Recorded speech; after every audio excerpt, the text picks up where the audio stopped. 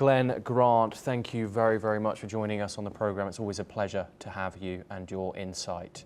We now move over to the Middle East, where the World Health Organization has said that the Nasser hospital in Gaza is now operating as one massive trauma ward due to an influx of patients wounded at non-United Nations food distribution sites run by the Gaza Humanitarian Foundation.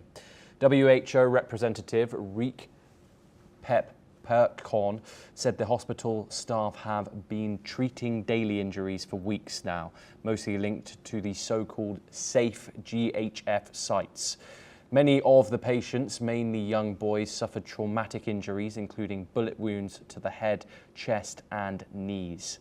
The United States and Israeli-backed Gaza Humanitarian Foundation began distributing food packages in May through a new aid model. The United Nations says it is neither impartial nor neutral. The UN Human Rights Office said it had recorded at least 613 killings as of June the 27th of this year, 509 of them near GHF distribution points, and added that there have been further incidents since. The GHF denies any such incidents have occurred and claims it has safely delivered over 52 million meals in 5 weeks. Meanwhile, let's listen in to what some Gazans have to say who were at the Nasser hospital complex.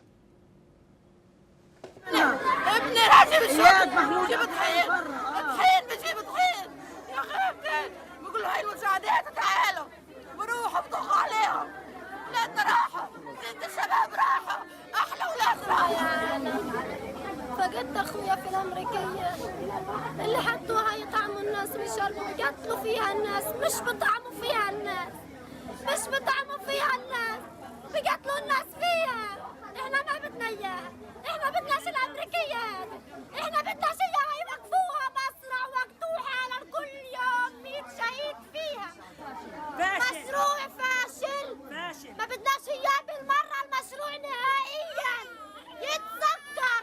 يعني بدو كل الشعب مع بعض، يا اما بيوقفوا الحرب ويدهونا ويخلصونا. شو اللي بدهم اياه منا؟ ايش بدهم منا؟ احنا مدنيين، ايش بدهم منا يا عالم يا ناس؟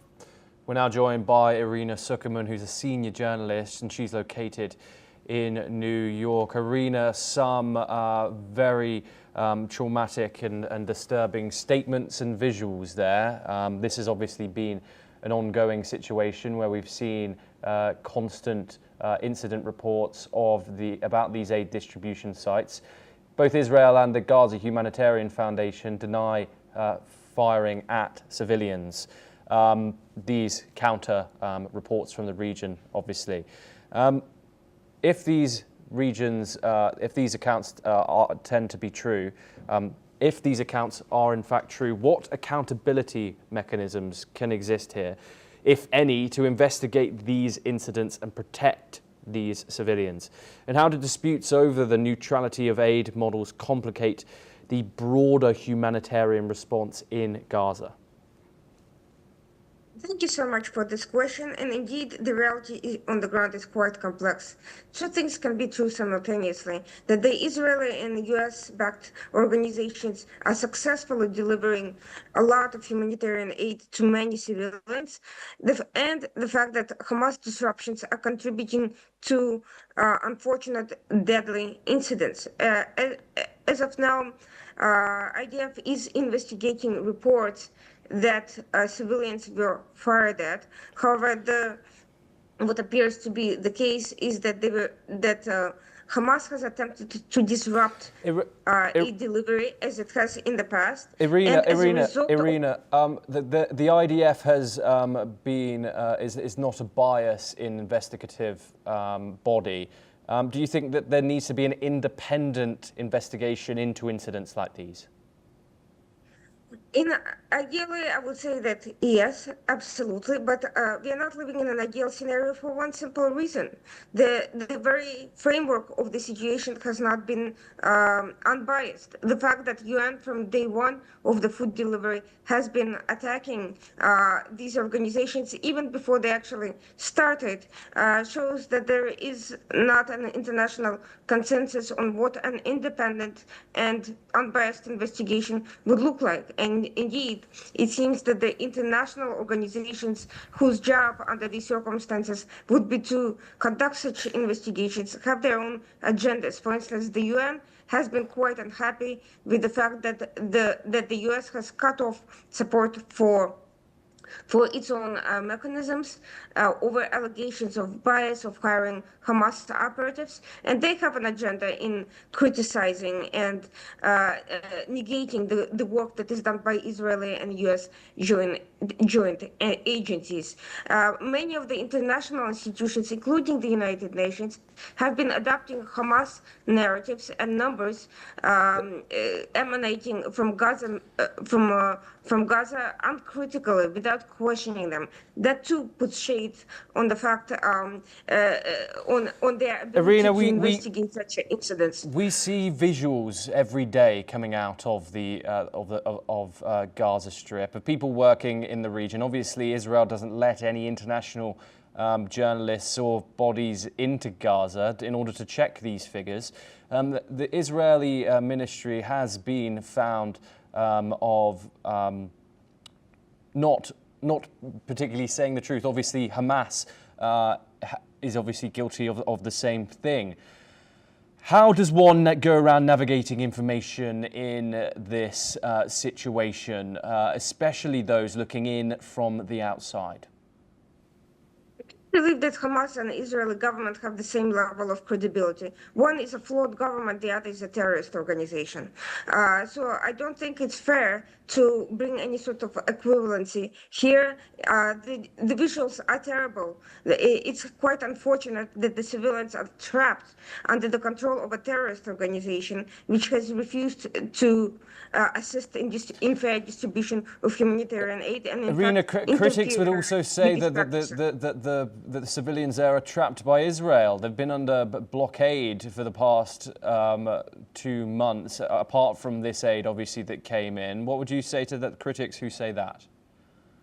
I would say that unfortunately Hamas is the one who is trapping them and not Israel. Of course, there is a blockade. There is a blockade to prevent terrorists from leaving Gaza and attacking Israel, but there is no blockade on providing assistance. At times it has been disrupted. It has not always been perfect, but it has been delivered not only by Israel, but by many countries and international organizations in coordination. And the fact that millions of packages have been distributed speaks for itself.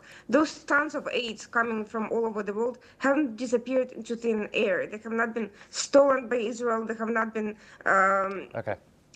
sold off by Israel. They have been sold off by Hamas, which has done everything possible to prevent civilians from gaining access to basic necessities. Irina, I'm sorry to cut you off, but we are staying with you, and we're also staying in the Middle East, where the International Atomic Energy Agency has said that its inspectors have now left Iran after Tehran officially suspended cooperation with the UN's nuclear watchdog. In a statement posted on X, the agency confirmed that its team safely departed from Iran today, following a stay in Tehran during the recent Iran-Israel war. They're now headed back to the IAEA headquarters in Vienna. We're once again joined by Irina Sukerman, who's a senior journalist in New York, to discuss this in further detail. Irina, what is the significance behind Iran withdrawing itself from this UN nuclear watchdog, the IAEA? What implications might this have for the region and also its international relationships with the United States and, of course, Israel? Have we seen an end to this conflict between Tehran and Jerusalem, do you think? Conflict has been ongoing for 46 years. From 1979, when the Islamic Revolution occurred, Iran has been dedicated to destruction of Israel. And in 2015, Ali Khamenei, the supreme leader, has announced a 15-year a 25-year plan to destroy Israel by 2040, and has been in pursuit of that through various means ever since then. So I don't think that conflict is going to come to an end completely so long as the Islamic Republic remains in power. But can Iran be effectively deterred and degraded to the point that it can no longer present the same level of threat? Absolutely, which is what Israel has been trying to do. Regarding its withdrawal from this cooperation, it should come as no surprise. Iran has lost a lot of offensive leverage as a result of the recent escalation, and the only tool it has is its the threat of using its of continuing its nuclear program. This end to cooperation is precisely that sort of signal. It's trying to leverage its one remaining card to put pressure on the international community, on Washington, on Europe, and even on Israel as a threat to essentially provide sanctions relief, and provide it a lifeline, a breathing room to continue to essentially to survive. But there is another aspect to it, because while Iran is adept at narrative warfare and creating optics and brinksmanship in negotiations, it is also apparently continuing to work on its nuclear program, and does not want the extent of it to be uncovered. So it has attempted to do several things simultaneously. One, to hide the remnants of its enriched uranium in other locations that are much harder to get to kick out the inspectors to ensure there's lack of access. And three, it's engaging in an internal crackdown to eliminate potential security breaches by Israeli intelligence to ensure that it can continue with the program uninhibited in the future. Again, that is one of the last cards that remains in Iran's arsenal. Its conventional military capabilities, including air defense, have been degraded substantially. Yes. We stay in the region for our next story, where Israel's defense minister, Israel Katz, announced today that the Israeli military is preparing for an enforcement plan aimed at preventing Iran from returning as a threat to the country. Katz addressed senior military officials, emphasizing that the Israel Defense Forces must remain prepared in both intelligence and operational capabilities to maintain air superiority and ensure Tehran does not regain its former military capabilities. These remarks came after a 12-day air war between Israel and Iran in June, where Israeli forces targeted Iranian nuclear facilities. The strikes were framed by Israel as efforts to prevent Iran from developing nuclear weapons. While Israel remains resolute in its stance, Iran has consistently denied seeking nuclear arms, asserting that its nuclear program is intended solely for peaceful purposes. In the aftermath of the conflict, both nations agreed to a ceasefire brokered by the United States, which brought an end to hostilities on June the 24th. Despite the truce, tensions remain very high and both sides are on high alert. We're once again joined by Irina Sukerman to discuss this in further detail. Irina, with Israel's defense minister now outlining plans to prevent Iran from rebuilding its military threat, especially after strikes on nuclear sites, how realistic is it for Israel to sustain long-term air and intelligence superiority? And also, if you could analyze a little bit, Israel as a player in the region and its capabilities, its alliances, etc.